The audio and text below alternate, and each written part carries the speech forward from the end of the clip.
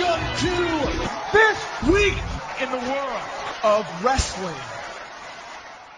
Welcome to TWitWoW, the best wrestling podcast made for wrestling fans, by wrestling fans, on the web today.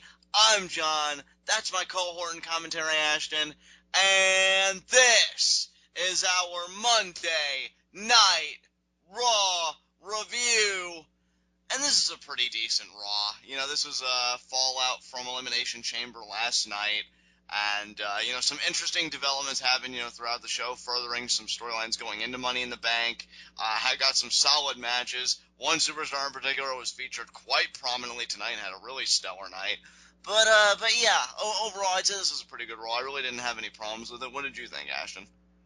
You know what? This was a Raw that disappointed me in a lot of ways, but on that same note, I still don't think it was necessarily a bad Raw. There was a lot of stuff that I felt like they could have done, that they had big opportunities to take advantage of, that they just flat out didn't, and that disappointed me. But again, I can't really say that just because I had higher expectations for the show that I didn't live up to, that it wasn't a good show. It wasn't a bad show by any means.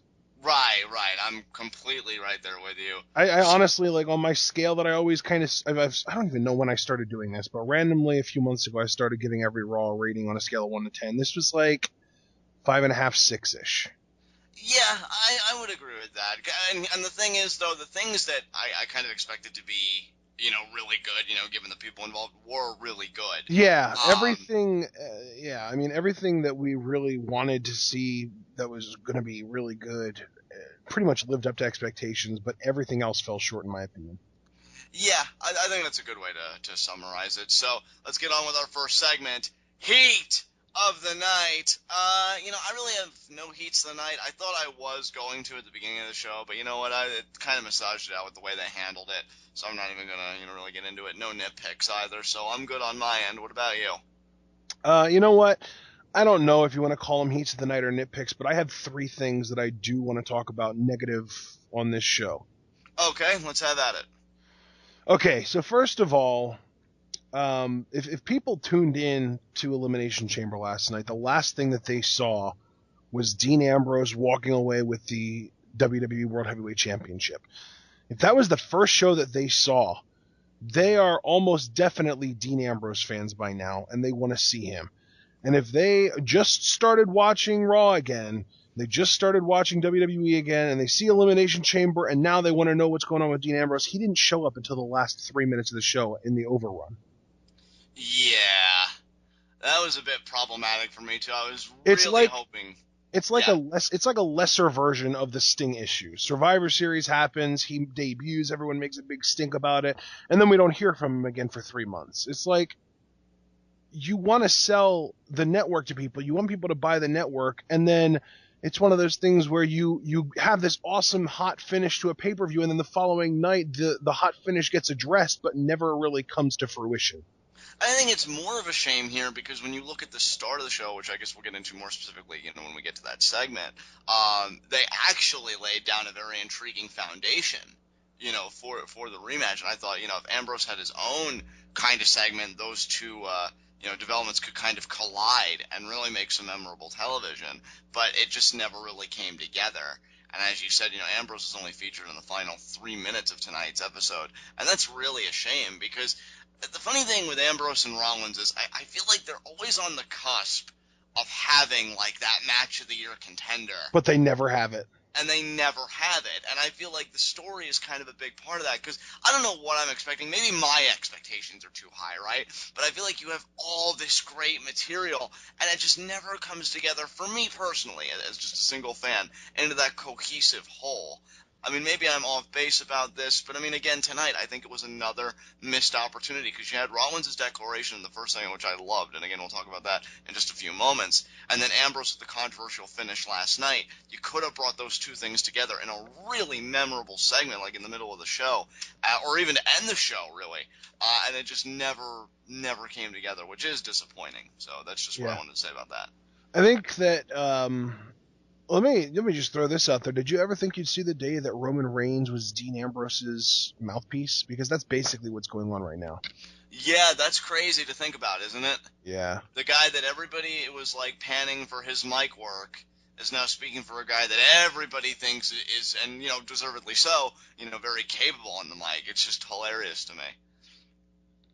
I don't know, man. I think that they would have been better off. So now, I loved Roman's interaction with the Authority in the first segment, but I think that it would have been really, really nice if they would have had even like a live via satellite kind of segment where Ambrose shows up on the Titantron and he's like, "Oh, you look like you're looking for something, or like you lost something. Could it be this?" And he holds up the title and just kind of messes with the Authority's heads. Like the fact that they're having Roman Reigns talk for Dean Ambrose, I can understand that, but the fact that they're having him do all of Dean Ambrose's talking annoys me. How great would it have been, Ashton, given Ambrose's personality and the parting words he gave to Rollins at Chamber, if we just saw him, because I think they were in Texas tonight or something, just wherever they were for Raw tonight, you just see him going to places and just really celebrating with the people with the WWE World Heavyweight Championship. Because that just seems to fit his MO. And they could have had a feed to it, and he could have directed a message at Seth, each time. He could have looked at Seth and been like, "Wish you were here, Seth," or another thing would have been like, "Oh, you looking for this?" and stuff like that, because it just seems to fit the kind of face personality he has. And again, another missed opportunity I think we just kind of brought to the surface here. So really is a shame, because Dean Ambrose having hijacked the WWE World Heavyweight Championship, you think it writes itself, and yet clearly here it doesn't. So Yeah. I guess that my complaint isn't so much from Roman Reigns' involvement, which I really did enjoy. It's just from the lack of Dean Ambrose showing up until, like I said, the last 3 minutes of the show. exactly. So what about your other two negative points? Because you said you had three. Yeah, well, the second one it's a little bit more generic, I guess you could say. It's kind of like an all-around taking a look at the WWE. I really hate that it literally feels like they're going out of their way to try to allow themselves to book filler. Can you give an example to kind of form around your critique so I better understand? Well, last night at the pay-per-view, we already had 2 matches announced for Money in the Bank. And that would be great if one of the matches wasn't the kind of match that somebody should have to earn a spot in. I think I see what you're driving at. Because, like, they announce, okay, Owen Cena is happening again. I get that. I get that they want to have a rematch. That actually leads into my third heat of the night that I'll talk about then. But the fact that they announced all of the people that are in the Money in the Bank match, you know what? Normally I don't have a big problem with that, because I get that they don't necessarily want somebody to have to win a match in order to be in the Money in the Bank match. Because you look at a guy like Barrett or Sheamus or, certain guys that the WWE doesn't really want to put in a squash match with a jobber, because then it makes them look like a coward almost. I get that they don't necessarily want them to have to win a match in order to get into it. So I get that, but my problem comes with the fact that when you announce matches like this, you give away who's going to be in them, and then you get a match like Randy Orton versus Sheamus on Raw that goes for 20 minutes, has no finish, nobody cares, and there is literally no consequences to this match. It's the definition of filler. There's no reason for it to be happening, and the only reason it is happening is for the sake of burning time. If I wanted to burn 20 minutes, I would watch some kind of an entertaining video on YouTube rather than watching these guys wrestle for the billionth time. I mean, the most iconic moment in a Randy Orton versus Sheamus match was the post-WrestleMania 9 crowd when they were doing all the random chants and doing the wave because they were bored as hell with the match. Can I ask you a follow-up question with your critique? Yeah. Would you levy the same criticism towards the Roman Reigns kind of segment? Because my thing was, I didn't even make it a nitpick, because Roman Reigns, I feel like, was entertaining, but to me it was kind of a foregone conclusion he was going to be in the match. Exactly. So why drag it out? It's one of those things where the only reason that I didn't bring that up immediately is because I enjoyed all of the segments he was in. But at the end of the day, yes, it was filler. You have one guy wrestling 3 matches. Why? To get heat on the Authority, as if they needed more. Exactly. Like, I mean, this just goes back to my initial point, because I've been saying this for a while now, knowing that Money in the Bank was upcoming. Why not just do qualifiers to begin with, and then you could have made a big stink of, oh, Roman, Yeah. well, you're different. You have to win 3 qualifiers, not just 1. And Right. then even though I still would have believed, to be fair, that Roman was going to keep his spot, you at least Well, no, but would have that's the created, I thing, think, a John. more If they would have had qualifiers, they wouldn't have need to put him in 3 matches. They could have just put him against one really, really, terrifying opponent. Maybe you put him against like a Mark Henry. I mean, he already fought Mark Henry tonight. They could have gone completely without Mark Henry in the Barrett matches tonight. Could have just done Reigns versus Wyatt. Reigns still looks like a badass for winning, and it keeps Wyatt looking stronger because he didn't just lose to a guy who's already won 2 matches tonight. And that's another great point. I didn't even think about the repercussions for Bray, who I thought was finally starting to get back on a roll, beating Ryback and beating I don't Dean think Ambrose recently. I don't think that this is a career killer or a devastating loss for Bray, but it's still, the fact that this guy lost to somebody else who had already been through 2 matches tonight, at least one of which, if not both, were grueling. I just think that you would have been better off trying to actually make every segment mean something rather than having a completely meaningless Orton-Sheamus match and 2 really completely meaningless Reigns matches leading up to the Bray match. I mean, the fact that the guy wrestled the first and last matches on the card is a huge testament to him as a worker, but it's also a huge waste of time for the audience. And you keep emphasizing time, and I think again, and I know this criticism gets levied all the time, but it's a 3-hour show. Yeah, it's a 3-hour show, and they're going out of their way to make it repetitive. That's the issue I have. Yeah, exactly, because you have a 3-hour show and you feature one guy this prominently. Now, I've got no problem with Roman Reigns. Yeah, that's the thing, too. Like, I feel like I can't emphasize enough. I absolutely did enjoy every Roman Reigns segment that happened tonight. I think he has gotten miles better, both on the mic and I would even say as far as his acting goes, with the facial expressions, the body language, everything around the acting aspect of what he does. I just don't think that there was any need for him to have 3 matches tonight, and especially when the first one was against a guy that lost 2 consecutive matches to R-Truth. How is anyone supposed to suspend their disbelief that maybe he'll lose to Bad News Barrett? And I got hot about that. Yeah, that was, I remember you said that was almost the heat of the night for you. Yeah, and I think the only reason I pulled back was Barrett did look impressive in that match, but come on, guys. Really? Yeah. That was kind of my issue. But I don't want to press too much on that. You said your second heat, and then I actually led into your third. So what is your third? My third heat of the night is the John Cena promo from tonight. And it's not what you think. It's not because he did this cheap pandering thing where he pointed out a cancer kid in the audience, because that probably made that kid's life. Like, I get that. It annoys me that he's exploiting somebody, but at the end of the day, he's also making them extremely happy. So, as against exploitation as I am, if the person or people being exploited are incredibly happy to be getting or doing that, I can't complain. What I have an issue with is him basically acting like he's doing Kevin Owens a favor by granting him a rematch.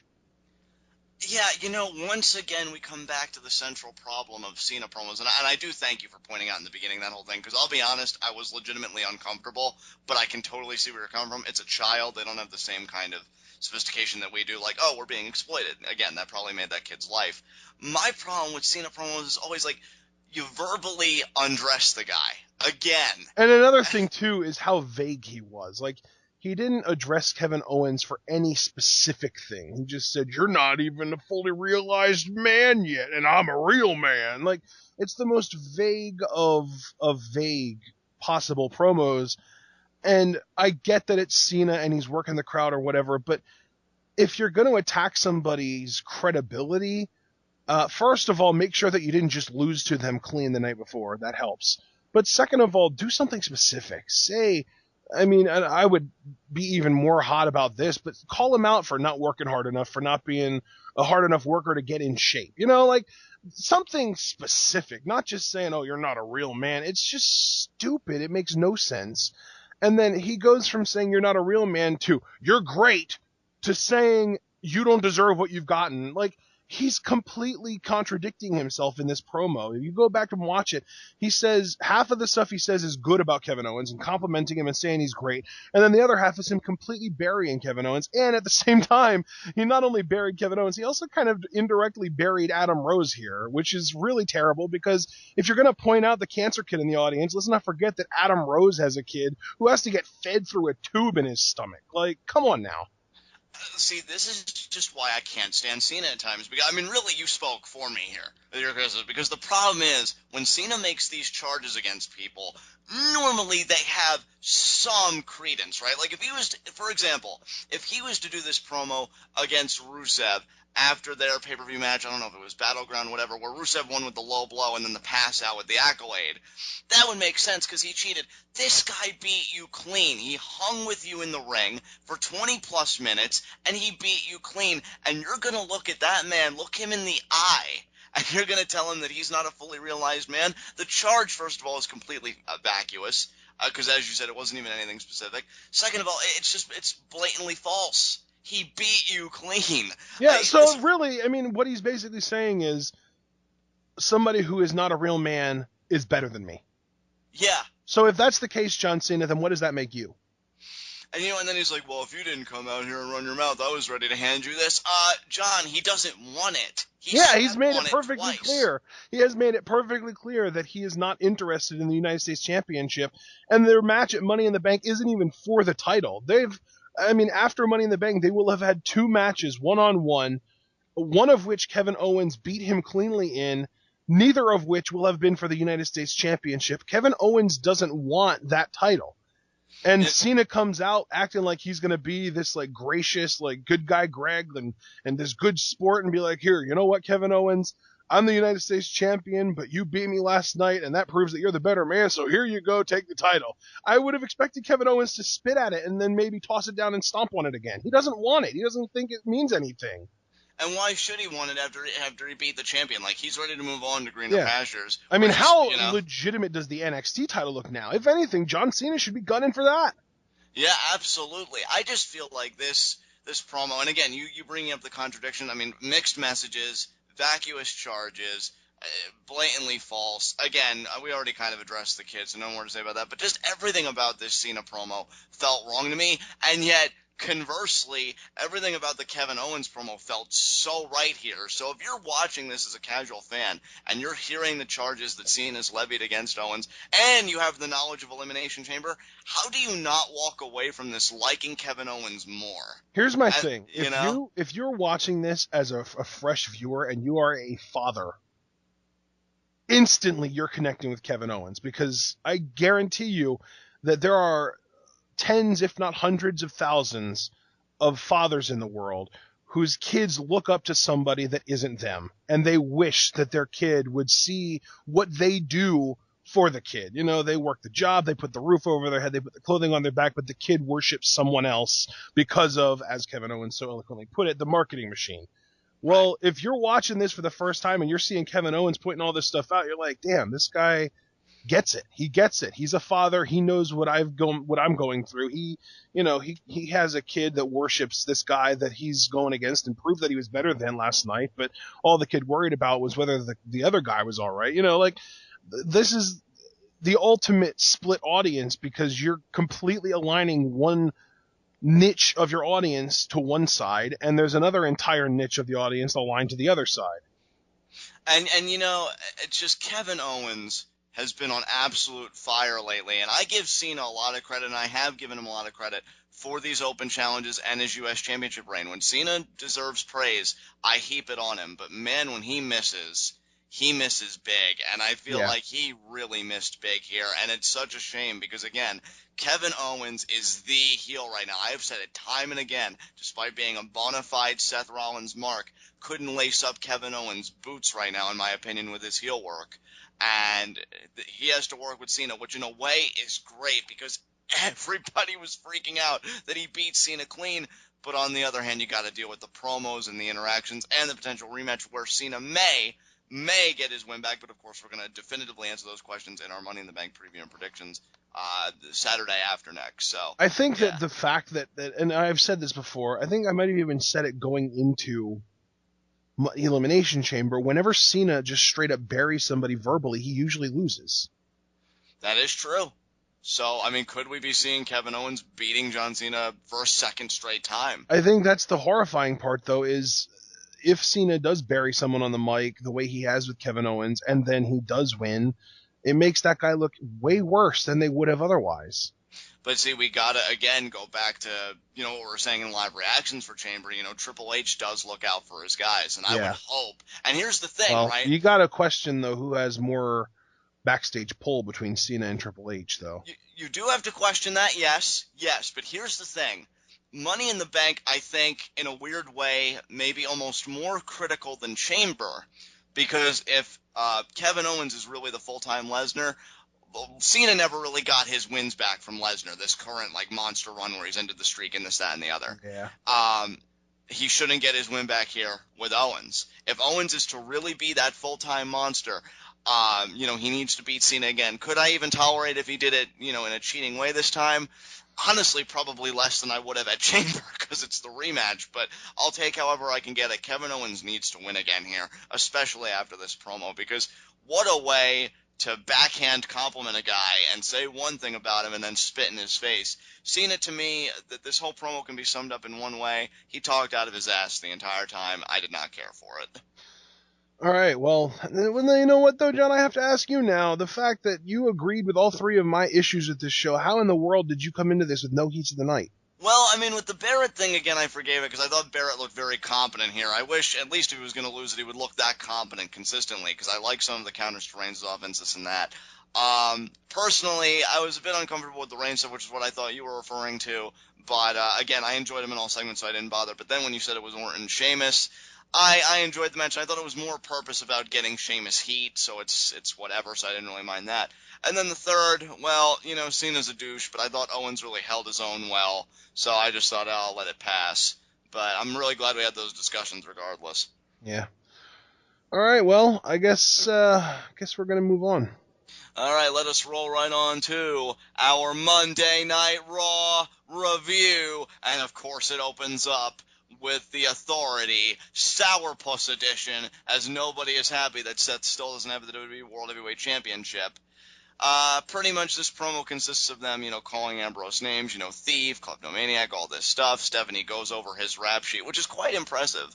And, they just want the championship back. They demand that Ambrose return the championship. Triple H reminding everybody that he gave him that warning. Either he returned at the beginning of Raw, or that's literally how the video ended. I'm not making that up. Justin Bieber chants start up. He tells them, shut up. And he demands Ambrose comes out here. Obviously, of course, to Ashton's point, Roman Reigns comes out, and he says, oh, you guys don't look happy to see me. And Roman Reigns then proceeds to just verbally bash Seth Rollins, but in a comical way, though. I didn't even think he really buried Seth here, especially with Seth's retort. He pretty much says, you lost to Dean, you lost to me, you're the worst WWE champion ever. And just got this smile on his face. This is the Roman Reigns I can get behind. I take it he doesn't remember JBL's reign. Hey, JBL beat everybody, okay? Yeah, cheaty though. Cheaty though, but I mean he's a heel. That's kind of the MO. But yeah, I love when Roman Reigns just lets his hair down. I guess that would have been more apropos if I would have said the Miz, who lost. Yeah, Miz. No, that was terrible. But yeah, I love when Roman Reigns just lets his hair down. He has a good time. And then, on behalf of Dean, he delivers the message. Well, he'll give it back to you if you grant him a rematch, but he wants it to be a ladder match. Then, he kind of continues to poke and prod Seth a little more. Finally, Seth snaps. He's like, you know what? No. I'm going to show you, I'm going to show everybody in this ring that I can do it on my own, that I am the undisputed WWE World Heavyweight Champion. I don't need security. I certainly don't need a 7-foot-tall piece of crap. I don't need the Authority. And Roman just explodes, trying to legitimize himself, saying, no, I deserve to be WWE World Heavyweight Champion. I love this reaction from Seth. Dude, this was my favorite segment of the night, I think. Definitely. This, to me, is exactly why Seth Rollins is going to make for an absolutely amazing babyface in a few months. And I'm specifying that. I think he's going to turn before the end of the year.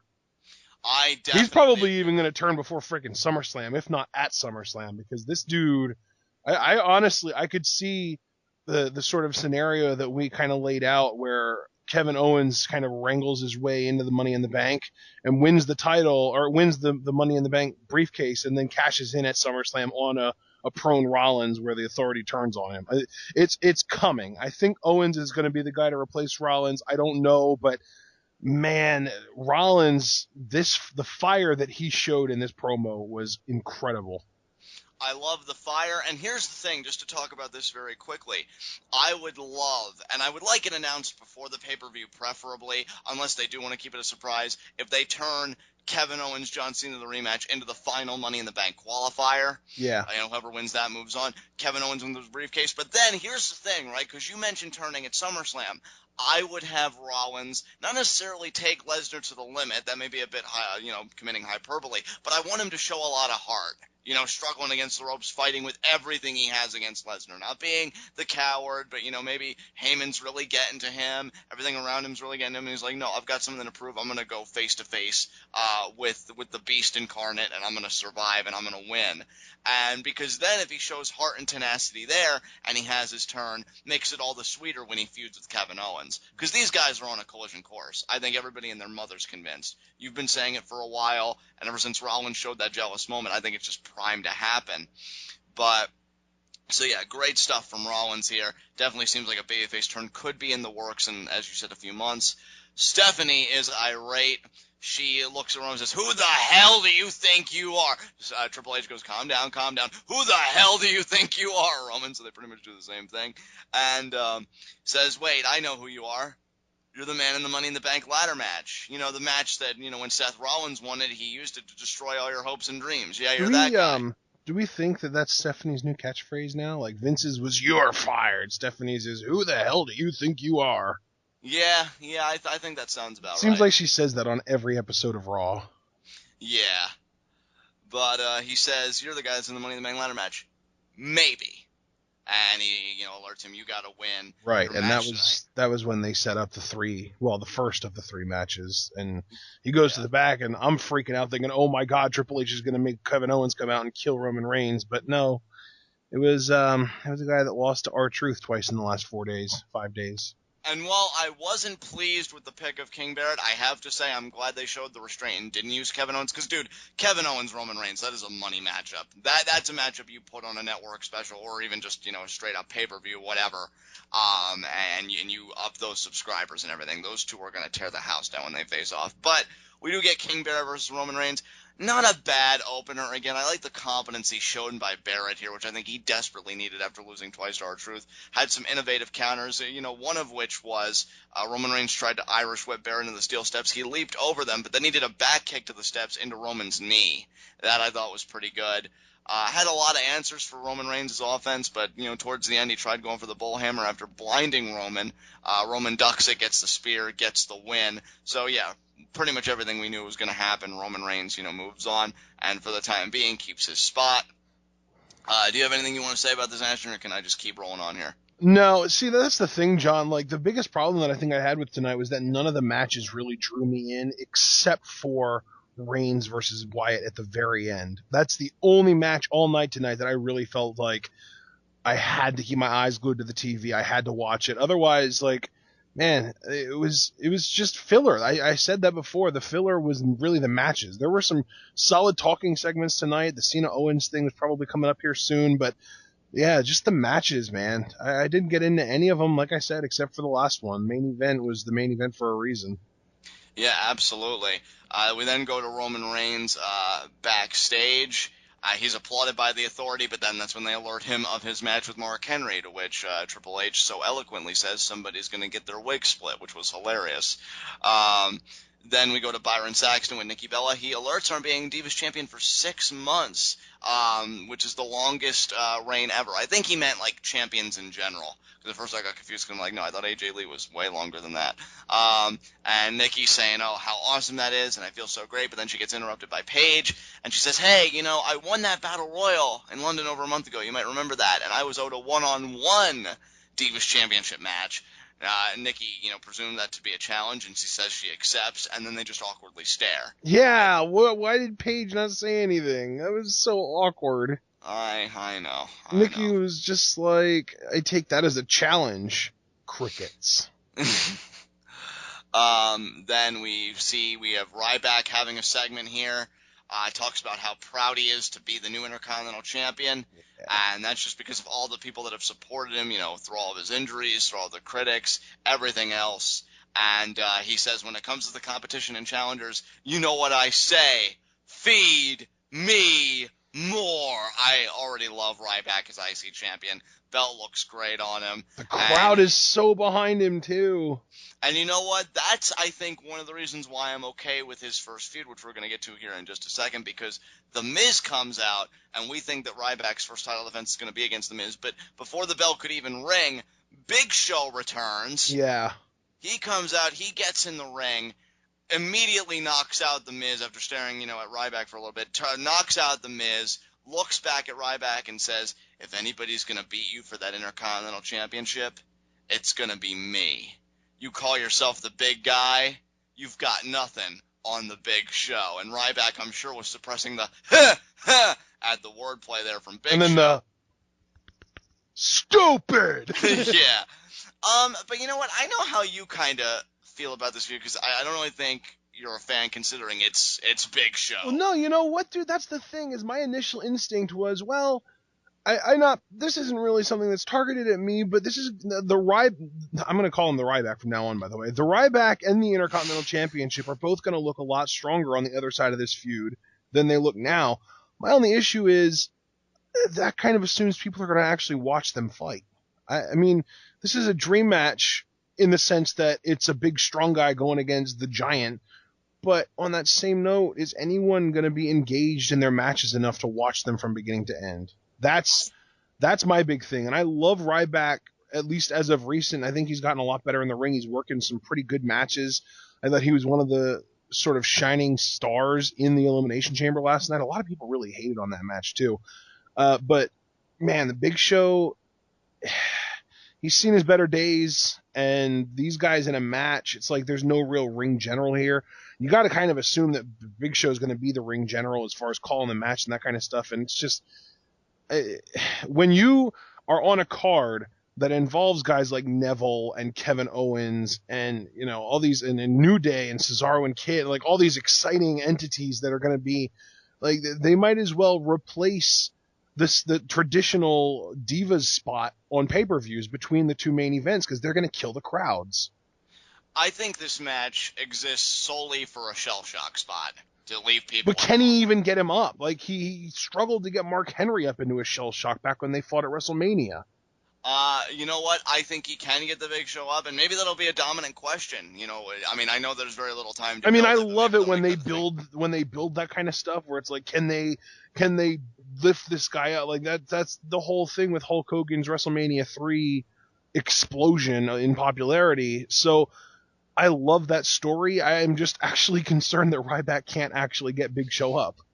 And I will say this, whether he can or can, I do believe he can. You have your doubts. I feel like wasn't the last time that Ryback and Big Show had any kind of a feud? Didn't Ryback start resorting to the meat hook as a finisher because he couldn't get him up? I think, but I thought I could have sworn I've seen him actually shell shock Big Show before. So I don't know, because I know he's used the meat hook, to your point, but also I think he has used the shell shock. So I think it's already kind of confirmed anyway that he can do it. But again, WWE, they don't trust people's memories at all. I guess so. I'm looking on YouTube right now, and yeah, there's a video of him shell shocking Big Show, so I guess he can get him up. Yeah, so that's right. The issue is that Big Show can't jump off one foot. He has to have both his feet on the ground at liftoff. Right. But Ryback can keep him up. Okay, well, I mean, that being said, then yeah, they can totally build the match around can he or can't he, and it'll work out. So I dig that. And I still feel like Big Show's the kind of heel, because, I mean, you heard the crowd really rallying behind Ryback to kind of punctuate this segment. Yep. So I feel like, you know what, we have our criticisms of Big Show, all of which are certainly well-deserved, but I do think he'll be a proper heat magnet to at least start Ryback's title reign. So I'm actually looking forward to this. Big Show is like a spring. He pulls anybody that he goes against down, but then as soon as they get done with him, they shoot up really, really fast. Yeah. And I think that that's intentional because it's like, oh, we really don't want to see this guy feud with Big Show. But then they come out of the Big Show feud, and people are just happy that the Big Show feud is over. So it doesn't matter who they go against. They're going to cheer for him. Yeah, I think that should be, quite optimistic news there for any big-time Ryback fans. Because, I mean, look at Roman Reigns when he won. Speaking of Ryback fans, I got to ask, what did James have to say? He said some sexually graphic things in celebration, but he was very, very happy, and he loved our live reactions. Yeah. He really appreciated them, and he's just so happy that Ryback's finally won a championship. I told him, hey, I can't hold that over you anymore now. Now Mundo's got to put his ass to work and win that Lucha Underground championship, so I don't keep getting embarrassed like this. But no, dude, you still have a leg up on him. Ryback is a one-time Intercontinental Champion. Mundo is highly decorated in WWE. That is true. Even though he never broke past the upper mid card, he's still highly decorated. He's got like 4 Intercontinental Championships and 6 tag titles. Yeah, absolutely. And were those right? Were those numbers correct? I think just about, yeah. Yeah, it feels right. Yeah, I don't know, but let's move on. Let's get past this. Do you even want to talk about Owen Cena? Because we had such a lengthy discussion at I think that the one thing that I really do want to praise this segment for was Cena turning the never give up thing around on Owens. Yeah, that was nice. I thought that was easily the best moment in this entire. Well, as soon as Cena got involved, because Owens' entire promo beforehand was just gold. But as soon as Cena got involved, I felt like that really was like the shining moment in his promo. I gotta say about Owens, because I don't want to spend too much time on that, because it was just so good, and I really encourage everybody to go back and watch it if you didn't see it. I love how it just naturally progresses, because when he was NXT champion, well, he is NXT champion, but when he was, was building up to the title, he said, "Oh, I do it for my family, I do it for my family," and yet this is just an extension of that family-oriented kind of promo cutting, invoking his son as a Cena fan. I loved it. It felt really organic to me. So really got to credit Owens for that. But yeah, guys, I feel like because we had such a thorough discussion at the start, I really have got nothing more to say here. Kevin Owens killed it on the mic tonight. Yep. And of course, he's the guy juggling a million feuds. So, I mean, what else do you expect? But up next we have Kofi Kingston versus Dolph Ziggler. A New Day is in the ring. Prior to that, they cut a pre-match promo. Pretty much, they take a cheap shot at the crowd. I think Tim Duncan was the guy they called out saying that he's old. Yep. That actually got a violent reaction from the crowd. I was impressed by New Day eliciting that kind of heat. Yeah, San Antonio is a pretty hot sports town. Yeah, and New Day, I think, just continues to be one of the best acts. Honestly, if there was ever a time that Kofi looked like a legitimate threat in the Money in the Bank ladder match, I would say it's this year, because the New Day is going to get involved and he's a part of a hot act. Not saying he's going to win it, I'm just saying this is probably the most legit he's ever looked in a Money in the Bank ladder match, in my opinion. That said, has this match with Dolph Ziggler. Not really much to say, towards the finish, Dolph's kind of getting on a roll. Xavier Woods gets up on the apron. Dolph kind of knocks him down. Kofi tries to stack him up and he has the tights, but Ziggler reverses it, and then I think he kind of grabs the tights, as a little bit of payback, and Ziggler gets the win. Can we just acknowledge that Kofi Kingston's hair might just be spring-loaded because of that freaking show-off DDT cell that he went full RVD on? Oh my God, that was beautiful. That was the spot of the match right there. Yeah. That DDT cell, that was sick. But then, the New Day starts pouncing on Ziggler, and then we get the primetime players. They make the save. I like this. I really like this because, you kind of get the feeling that they're just sticking all the black guys together, it's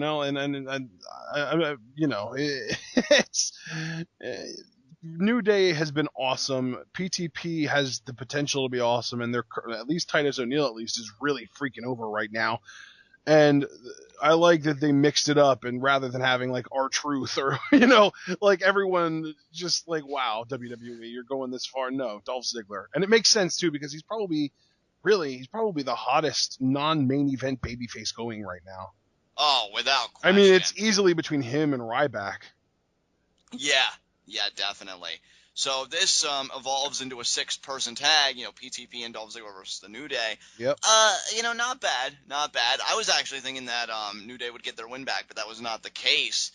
Titus O'Neil hits a pump handle slam on Xavier Woods, and that actually gets the pin. So PTP now can lay claim to pinning the tag team champions. And the way it's looking, Ashton, since Kofi is in the Money in the Bank ladder match, is that Xavier now for the second straight event is going to defend these WWE tag team titles alongside Big E. Yep.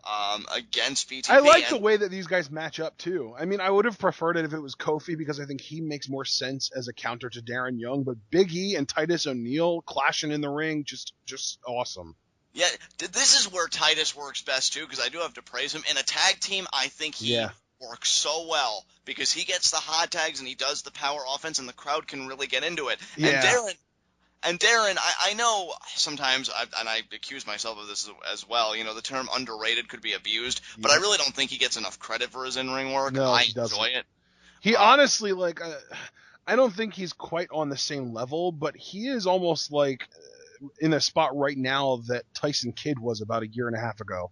Yeah. Where he's outworking just about everyone on the roster, and nobody's talking about it except for the hardest of hardcore fans. No days off doing the work, man. You gotta love Darren Young. He's an absolute workhorse. I'm just really happy for both of these guys because, again, I'm not the biggest PTP fan, but I would honestly, I think, pop a little bit if these guys got their tag title win. I think they've been long overdue. Yeah. They were doing nothing when they were apart, and it's just when they're together, they work. I think they're an act that fits so well with WWE's demographic. I enjoy their segments. I think you do too. We've never really groaned at a PTP segment. I mean, the Pancake Patterson stuff. Yeah, it was a little... A lot of people love that, though. That's the crazy thing to me. I just think these guys have a likability when they're together. Yeah, they're like the best of bros. They're so cool together. It's like the old who else was like that, man? I'm blanking here. Edge and Christian, maybe, because I know they had kind of that whole I'm thing. thinking more recent though. Oh, Reigns and Ambrose is what I was trying to think of. But it's like, yeah, like Titus O'Neil and Darren Young kind of have that Reigns and Ambrose thing where it's like you can tell that they're good friends in real life. Right, absolutely, yeah. And you know what? Given the right crowd... And if they're not, they're great at acting like they are. Yeah, definitely. But I think given the right crowd, them winning the titles could be a legitimate pay-per-view or network special kind of moment, So yeah. Here's to hoping. I mean, Titus had a really, really cool spot in this match where, like, he had Woods up, like he was going to do that over-the-knee backbreaker, and then he looks over and he sees Kofi getting on the top rope, but he just slings him, just ragdolls Xavier aside, and catches Kofi coming off the top rope for a crossbody and does the over-the-knee backbreaker to him. See, now that's what makes Titus look like a badass, because I know sometimes he'll try and cut promos about how dominant he is. No, don't talk. Do stuff like that, because that's what I remember, and that's what makes you look like a freaking hosh, just dominating everybody. Yeah, I can't wait to see him and Big E go at it, man. These are two big, gigantic guys with a whole ton of stopping power getting ready to just clobber each other. Hey, it's like I said on Tag Title Live Reactions, that little segment.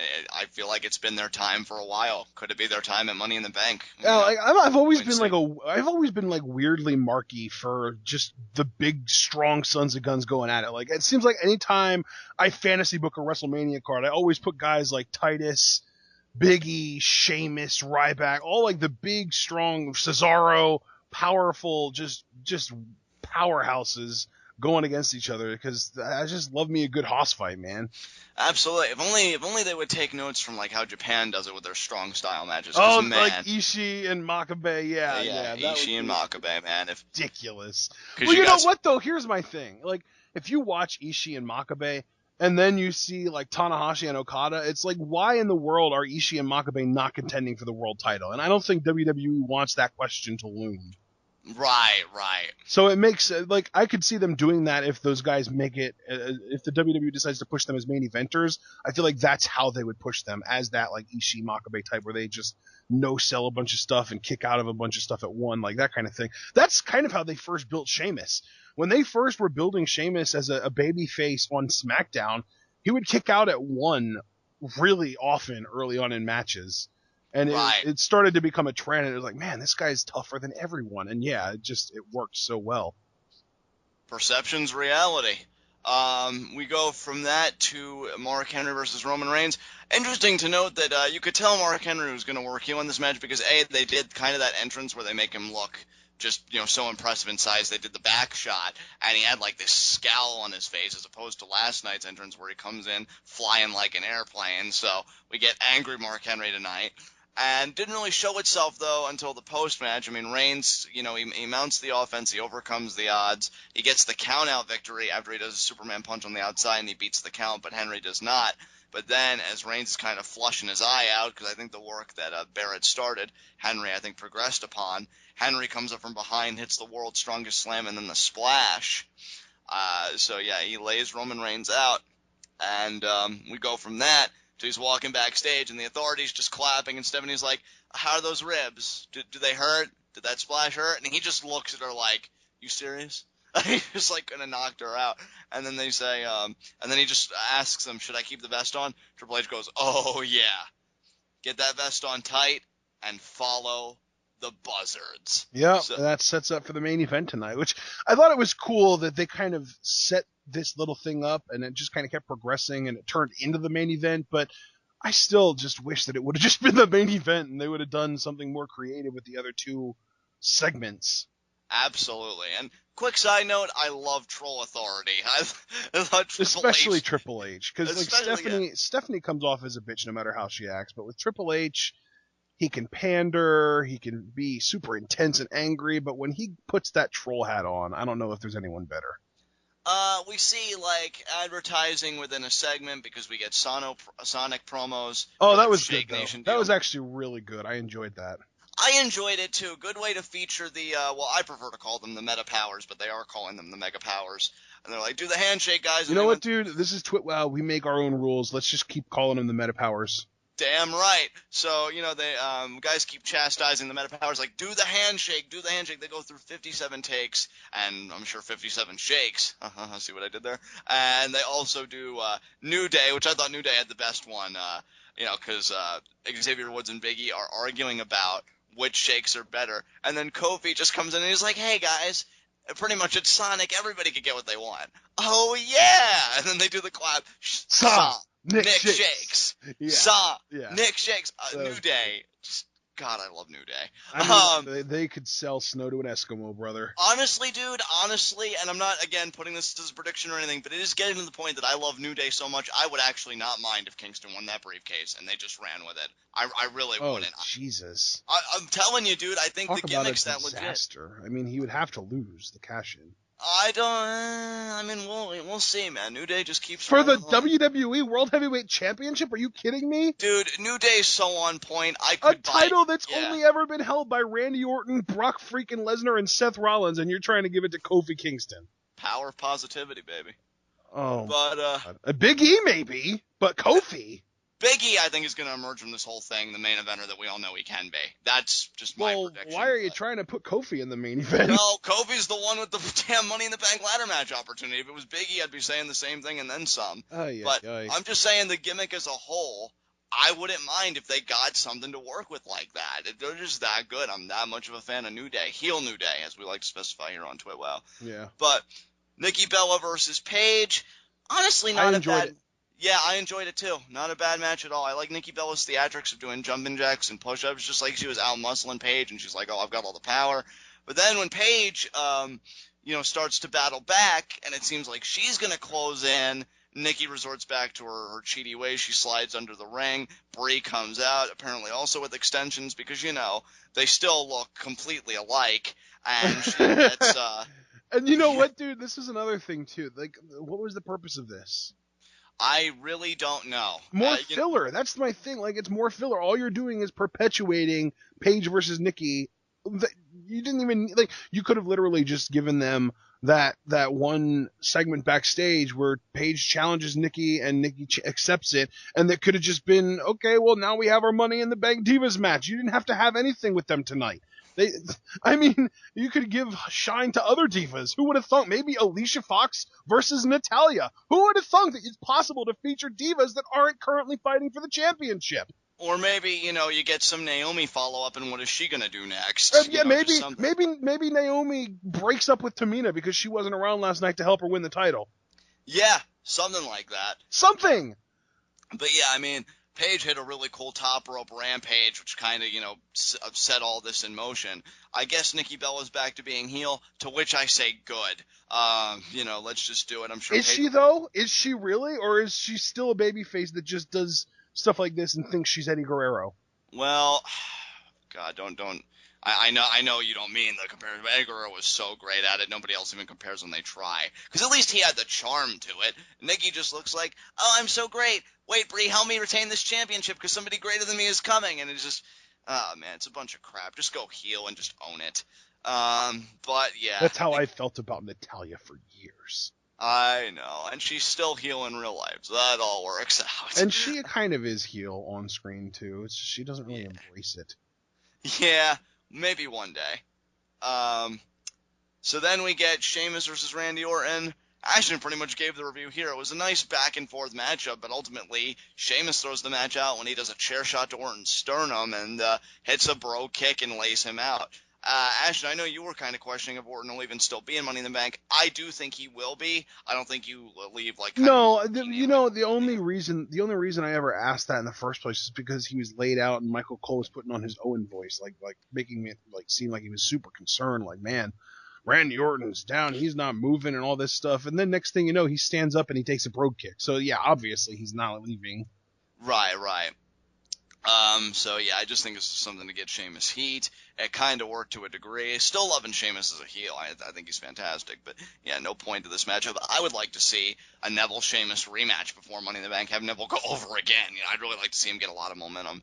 And speaking of Neville, he well, actually, wait, jumping the gun a little bit because we got a Rusev segment. I enjoyed this. I thought this was really good. This was, yeah, really interesting because Byron Saxton says, where do you go from here? What's your current state of mind? You lost Lana, you lost your opportunity in the Intercontinental Championship Elimination Chamber, and Rusev pretty much says, I have nothing. I have no championship, no career, no woman. I'm just a broken man, broken ankle, broken spirit, and I am the one crushed this time. But then he says, but I see and I know what I want and desire, and I will get back all of it, but really angry. So, Rusev's still kind of a heel. But yeah, but really, dude, this felt so much like a potential babyface turn for him. Definitely. And, like, there have been, like, these weird little subtle things that Lana's been doing since she's been with Ziggler, where, like, she looks like, yeah, she's having a good time, but she doesn't really want to be here, and she kind of misses Rusev, and I wonder if they're going to turn them into a babyface couple. I really do have to wonder. It really is something. Maybe Rusev sees the error of his ways. And he turns face to win back Lana. I mean, in a way, I think it would make me a little bit uncomfortable because, I do feel like they're kind of veering into territory when Lana uses language like, I won't be your victim anymore, and that kind of stuff, that it was an unhealthy relationship. And, guys promise that they'll change all the time, but they never do. So it would be a little weird, but we'll see how they can pull it off. I personally would just think, hey, have Rusev go his own way. If you'd want to make him a dominant babyface down the road, I could buy it, man. I think that'd be another great challenge for Kevin Owens, potentially. It's funny how when one heel is so good, you just think of matchups for him with everybody. But yeah, speaking of Owens, we know that he is going to be hosting an NXT Championship Open Challenge on SmackDown. I'm both a fan of this, and yet honestly I'm kind of not, because he did that really great NXT promo where he said he didn't need to do open challenges to validate himself, and now he's doing an open challenge. But this is more to spite Cena, I guess, so I can let it go. Yep. Yeah, I mean, it's not like he's going to start doing them every week. Like, he's just doing it to be like, hey, Cena, watch this, and, whoever answers. It's weird, though. You almost have to wonder if someone from NXT is going to show up on SmackDown. That would be really cool. Because, like, why would anybody on the main roster want to hold an NXT title, and then that means that they have to start showing up at NXT tapings, Right, absolutely. Yeah, so you got to wonder how it's all going. Unless it'll be like a Zack Ryder or like a joke. Yeah, something like Keith that. Heath Slater shows up. Yeah. Hey, man, from what I remember, Heath Slater was a Southern Heavyweight Champion down at FCW, so. Yeah. So we go from that to Bo Dallas comes out, and he actually has a mic. He's emotional. He says, I tried to help Neville, and now I just want to hurt him. And then we see, This was a really good promo. Yeah, very succinct. This is the second promo that seems a bit darker from Bo Dallas. I even joked with you that maybe he'll be joining ranks with Bray soon. Definitely seems like a character shift is upcoming for Bo Dallas. But then Neville comes out, and pretty much, if you saw Chamber, you pretty much saw this match. Neville wins again after the Red Arrow, keeps his momentum going for Money in the Bank. I would love to see, with Neville, one of two things. Either you put him in the ring with Sheamus before Money in the Bank, or what I'd really love, put him in a match with Orton. Have him take Orton to the limit. I think that'd be great for Neville. Yeah. Could make a lot of... Well, no, Orton's still a babyface, though. I mean... You could do babyface versus babyface matches. I mean, that is a thing. Yeah, but that feels more like a pay-per-view kind of thing. Like, why would you just do a random face versus face match on an episode of Raw or SmackDown? Well, they kind of did that with the Open Challenge, though, because Cena, for all intents and purposes, is a babyface, so that kind of doesn't fit. Yeah, but Cena's a different kind of babyface, and you know that. Well, I know that, but still, I mean, you know... Orton's not kissing babies either. He's kind of a different babyface in his own way. Well, that's what Cena does. Cena does the kissing babies thing, you know? Like, Cena is the guy that, you know, all the women and children love, and guys are kind of mostly against, but still pretty split on. Neville kind of is the opposite. Like, he's kind of the goofy-looking guy that women might think he's kind of cool, but not really going for him, especially not over Cena. And the kids might have been torn on that match, but then all the guys were going to be in Neville's corner. You know, it's more of an issue of kind of the divide. And if you do Neville versus Orton, it's one guy that's kind of funny-looking, that's really, really good in the ring, versus a better-looking guy who's really, really good in the ring. And it was just, you don't want that dynamic. I would still want to see the match because I think, yeah, it would do great things. I could see it like in a few years if Orton turns heel again. I'd love to see babyface Neville versus heel Orton, but not face versus face. I just feel like, again, really legitimize Neville for the Money Maybe in the Bank. put them in a tag team match. I could see, like, do the two of them versus Bo and Sheamus. I could see that. That would be cool. Yeah, and then I could just see Orton turning on his partner and RKOing Neville, which would kind of leave a bad Why are you trying to get Orton to be a heel? He's a face, man. Well, he's a douchey face, though. Like, no, he's not. He's not a douchey face. He's an edgy face, but he's not a douchey face. Well, I mean, whatever. I'm gonna move on. But after that, what did we get after this? I think we might have actually gotten Roman Reigns versus Bray Wyatt. I think. So, I mean, yeah, pretty much we know it was coming from that. Nice back and forth matchup, like you said, the match you were interested in the most. And in the end, though, Roman Reigns does prevail. The Authority tried getting involved. Roman Reigns was able to avert it, gets a spear on Bray Wyatt, and he gets the win. I know our friend Gordon, he really wanted to see Bray in the Money in the Bank. I wouldn't give up hope, though, because they say that the match still has to be filled out, so Bray could find his way in the match another way.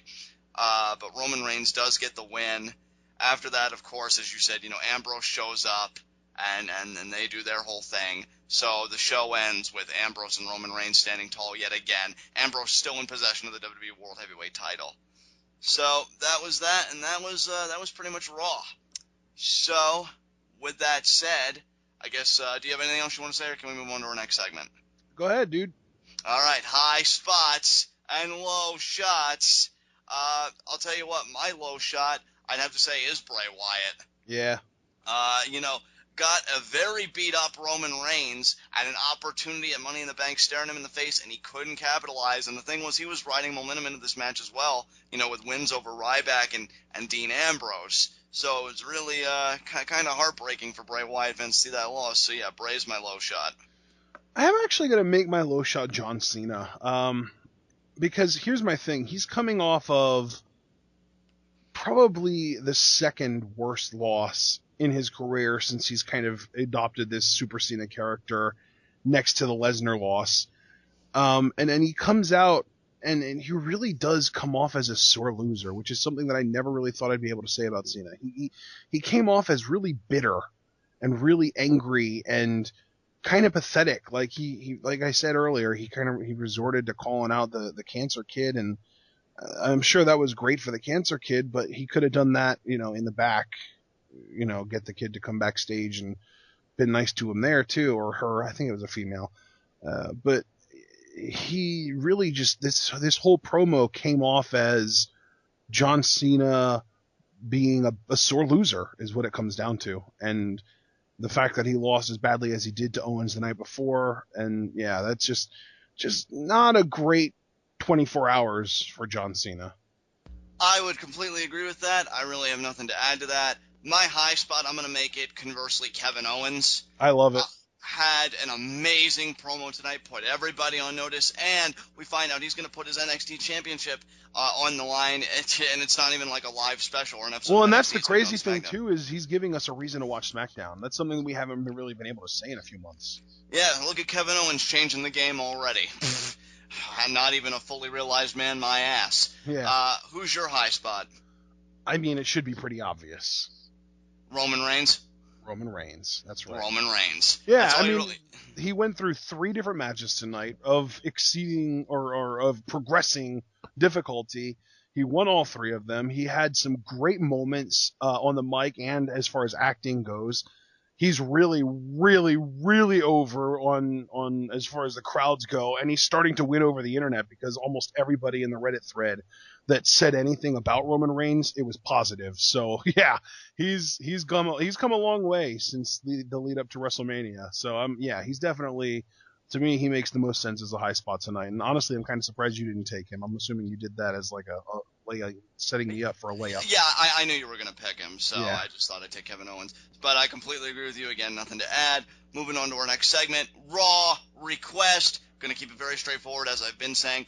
Give Neville some better competition, before Money in the Bank next week. I'd love to see either, again, Neville versus really anybody else, except maybe Kofi Kingston. Neville versus Ziggler again. Maybe Neville gets his win back. Neville versus Orton, I'd love. Or Neville versus Sheamus again. Have him beat Sheamus again. So just give Neville some really legit competition so that he doesn't just look like the guy that's there to do a red arrow off the ladder and then go home. I want to really create ambiguity in people's minds, like, does he have a chance to win that briefcase? So that's my Raw request. All right. Well, my Raw request is going to be basically the exact opposite of what my Heat of the Night was. I just want you guys, as far as the Raw writers go, to make every segment mean something. It doesn't seem like it would be that difficult, but there was so much filler tonight. So yeah, I mean, that's kind of what I absolutely adore about Lucha Underground, is that every single detail, I've already said it in one of our reviews, there's no such thing as a minute detail in Lucha Underground. Every detail means something. Every scene is there for a reason. Every match has a reason that it's happening, and it's whether it's a payoff to something that's happened before or something that's going to eventually get a payoff in the future. Everything means something, and I think that Raw really needs to work on that. Yeah, couldn't agree with you anymore, dude. There shouldn't be any wasted motion on a 3-hour program, especially with so many people that are craving opportunities to be on TV. Exactly. Yeah, So, I mean, you had Zack Ryder on your pay-per-view pre-show, and he just didn't show up tonight. Exactly. So, and Stardust. So, I mean, if you're trying to build up this feud between him and Stephen Amell, or I guess I should just call him Arrow, since I'm not saying Cody Rhodes, I'm saying Stardust. Stardust versus Arrow.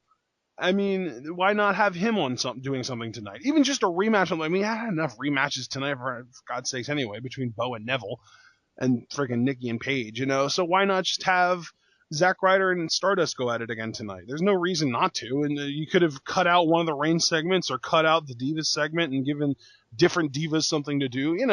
There were just a lot of options that they didn't take advantage of. Completely agree. Nothing more to say than that. Let's move on to our final segment. 30-second hot seat. What do you got for me this week? Well, it's one of those things where it's getting kind of difficult to do 30-second hot seats every week because of the fact that they're doing pay-per-view every 2 weeks now. Now, obviously, I'm not expecting that to continue after Money in the Bank, but they've been doing it so far, and it's made it difficult. So I'm going to just kind of throw you a little bit of a softball here. Who do you see being the next Divas champion, and when do you think they're going to win it? You have 30 seconds, and your time starts now. All right, I see Charlotte as the next Divas champion. I could see her winning it. Honestly, give her the big marquee event. I could see Charlotte beating Nikki Bella at SummerSlam. Same question, except U.S. title. Okay, Neville. It's going to be on a random episode of Raw. I don't know when. Say September. Okay. You did not only the original, but also the bonus question in less than 30 seconds. So you win 30-second hot seat for the night, John. Hooray! Do you have anything else you want to say about this Raw? No. Let's go ahead and close it out. All right, guys. This has been Raw. This has been TWitWoW, the best wrestling podcast made for wrestling fans, by wrestling fans, on the web today. I'm John. That's my cohort and commentary, Ashton. Guys, be sure to comment and subscribe on YouTube. We kind of blew up thanks to Elimination Chamber live reactions. Thank you to all the new subscribers that have come to the channel. very much appreciated. Don't be shy about lending your voice about what you loved about Monday Night Raw this week. What did you think of the Kevin Owens promo? What did you think about the Cena promo in response? Has Roman Reigns grown on you? Has he turned a corner with you? Take the conversation over to Pwitov, an amazing pro wrestling group on Facebook. I'm sure, a lot of great discussion to be had there, a lot of very passionate wrestling fans. But if you're a minimalist and you want to keep the conversation to myself and my cohort and commentary here, Ashton's got you covered. He created a TWitWoW subreddit that you should all check out. Again, got some very positive comments on there in the past. Would love to see that trend continue in the future. And we got some special content coming for you this week. Going to be a packed week for TWitWoW because tomorrow night we are going to be giving our thoughts on the Stone Cold Steve Austin podcast with Paul Heyman. And then, of course, we return to your TWitWoW regular with the Wednesday Night Wars, starting with our Lucha Underground review, where the question looms: is Sexy Star going to be able to figure out a way to beat Pentagon Jr. in the submission match, or is Pentagon Jr. about to make a sacrifice? Until then, tune in and peace out.